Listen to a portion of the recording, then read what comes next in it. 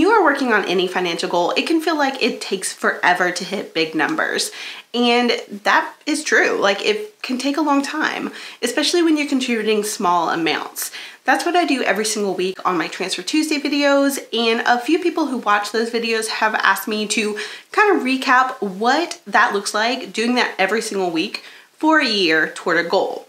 So I'm going to show my investing account progress for the year of 2021 so that you can see what happens when you contribute small amounts and some bigger amounts throughout the year toward an account. I have a few notes here and I'm going to run through them and also show you the actual numbers. I will just pop them up here on the screen so that you can see what I contributed every single month throughout the year in order to achieve what I did. This account is hosted at M1 Finance, and I started out the year at a couple $100s. I had a rollover from my Robinhood account and kind of skewed the numbers a little bit, but I had a couple $100s in this account when I started, and I'm going to share what exactly I did throughout the year.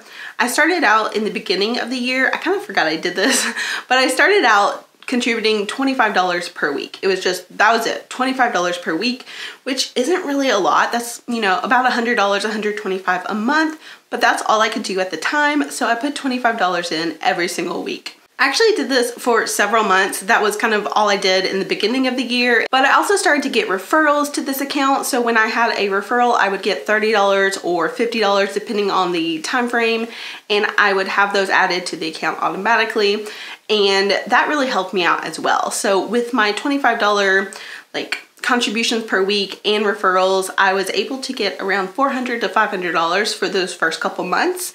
That was really, really helpful to the growth of this account in the beginning, and it's one of the reasons why I switched to M1 Finance and went all in on using this account. During the year, I had 3 months where I had around that $400 to $500 amount contributed, and then I had 3 months where I had around $700 that I put in. And that's a mix of both my contributions and the referral amounts that I got. And then I also had 3 months where I had around $1,000 go in. So I did keep bumping up and getting higher and higher, and I kept adding money consistently with both my money and referrals because I was sharing about my account with a referral link and people were clicking it and signing up themselves. So I was getting money and they were getting money as well, which is mutually beneficial and awesome that I was able to do that this year. And my best month for this account was actually in November of 2021, and I had $1,527.93 go in. So my highest month that I ever had in the year, the whole year, was $1,500.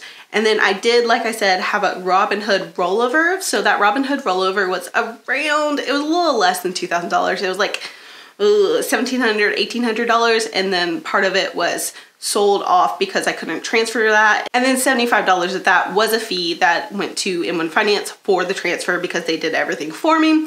And usually when you roll over an account, you are going to pay some kind of fee. So it ended up being around, I think, $1,700 or so that got rolled over into this account. So I want to share the total amount that I put in for contributions, for dividends, and referrals into this account because this is all money that went in, and then I can share the final amount that we ended up at. So we started out really low, and then I contributed to this account of my own money, contributions that I put in, $4,250.46. So $42.50 was what I put in of our money. Obviously, it started out pretty low with like $25 a week, but then toward the end of the year, I really bumped it up and I was putting in a lot more money toward the end of the year of our money. For dividends, I started out the year really low on dividends. I think my first month I had like a penny for dividend payments, and then it kind of bumped up to a couple cents and then to $1 to a couple dollars.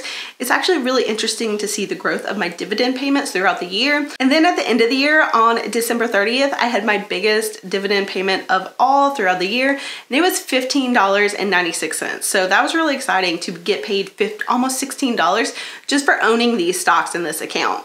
So I'm all about adding extra income however you can, and just by owning things to get money from owning things is pretty nifty. So I was really excited about that, to get $16 added to the account. So all of that in total, obviously the biggest amount came in the final month of the year, but all of that together throughout the year was $63.70. Then the biggest amount by far, of course, was referral payments. So I refer people to M1 Finance just because I talk about M1 Finance and I personally use M1 Finance and I love it. I like how the app is built. I like how easy it is to use.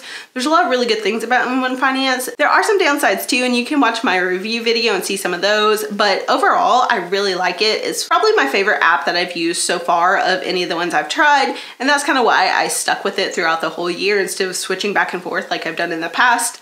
But I was really excited about that, and because I liked it so much and because I shared it and people, you know, used my referral link, I got $30 here, $30 there, $50 when they bumped it up to $50. That was really, really helpful for me in the last couple of months of the year. So I was getting $50 per referral, and I got a lot of referrals. So for the total amount in 2021 in M1 Finance referrals, I had $6,000.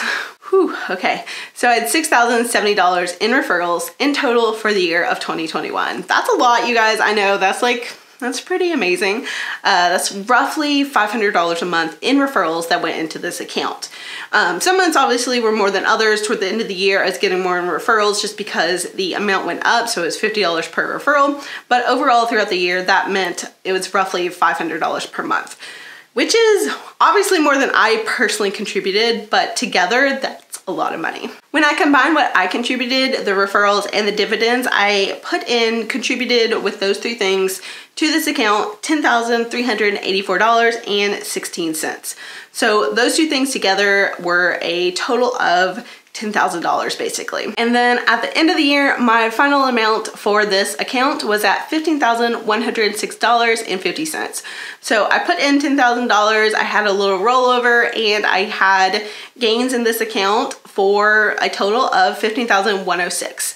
That's pretty exciting, especially when I started the year without really a plan for this account. I was just putting money in just to have it, and then I realized that it was a potential way to grow my money faster, and I'm really excited that I did it. You don't really know what will happen until you are committed and consistent and put money in every single week, and over time you're able to grow what you're putting in. So I'm really excited that I did this. This money will eventually be something that is used for, I will probably sell it and buy some sort of real estate for us. But for now, for probably the next year or two, it is literally just gonna grow and I'm gonna try to use it to earn more, to have more, so that we're able to use this money in the best way for our family. So that's it. That's my 2021 investing recap. I hope this was interesting and helpful to you. If you are thinking of starting a investment account outside of your retirement account, I obviously like M1 Finance, and you can find my referral link in the description box if you want to do that. You can also open an account like this at any major brokerage. I love Fidelity and Vanguard as well. They are great. Vanguard does not do fractional shares, so that is something to keep in mind. M1 Finance does, which is one of the reasons why I like them. I hope this was helpful. If you are wanting to start, you can definitely check out my link below.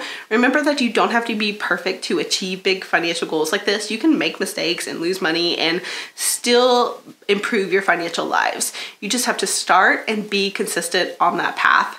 I will be here all year long in 2022 to help you as well with that. So definitely subscribe and stay tuned for more videos that can help you out. See you in the next one.